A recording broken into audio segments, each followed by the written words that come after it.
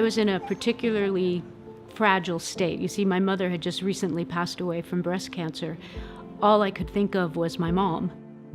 So to me, it was an annoyance. I have work to do, I have things to do, I've had places to go, and I just can't deal with this.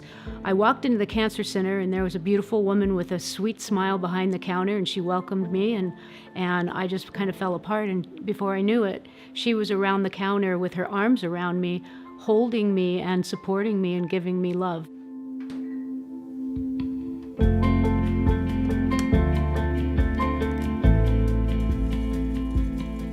A primary concern was remaining engaged in my life.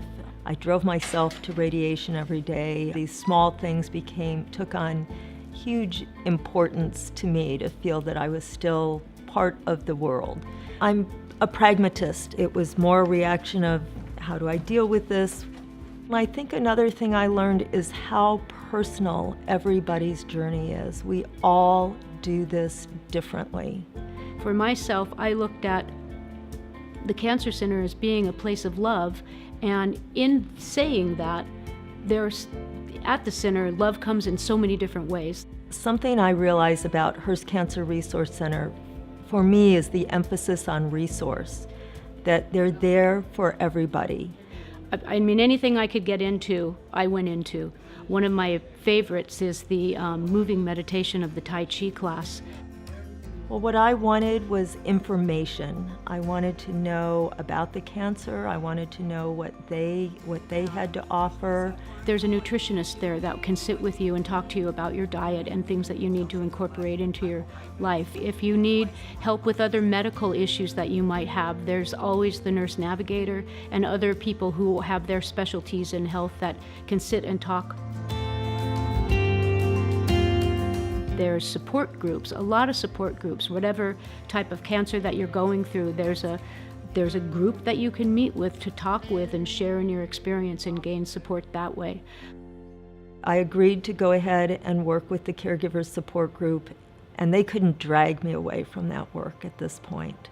It is so deeply meaningful to me to have the opportunity to see how others provide support to people they deeply, deeply care about. So I decided what I wanted to do was move my art studio out of my house and invite cancer survivors and caregivers and people who have gone through trauma the experience of creating and feeling the healing that comes through creative expression. You keep working, you keep with it, and in the end, something beautiful blossoms, just like the healing process. I can't imagine that there's a person viewing this right now who has not been touched by cancer. We don't have a choice but to continue to support things like the Hearst Cancer Resource Center, knowing what it provides to people. Your donations are not supporting a center that has resource. You're supporting love. And that's what we find that builds our community and that heals us. And for me, that's what's in that center. It's love. I discovered in 2016 that I had cancer called multiple myeloma, and have been so far successfully treated with it up until this point. Two major reasons my wife and I wanted to get back to Hearst Cancer Resource Center one is the depth and breadth of the resources available to me going through this journey, and I think it's helpful for those in the community that don't have the same resources I have. It provides so much information, so much emotional support, and so much psychological support that we just thought it was just the right thing to do. I started the Hearst Cancer Resource Center several years ago with Steve Hearst after going through cancer myself, and we could not be more proud of our accomplishment here.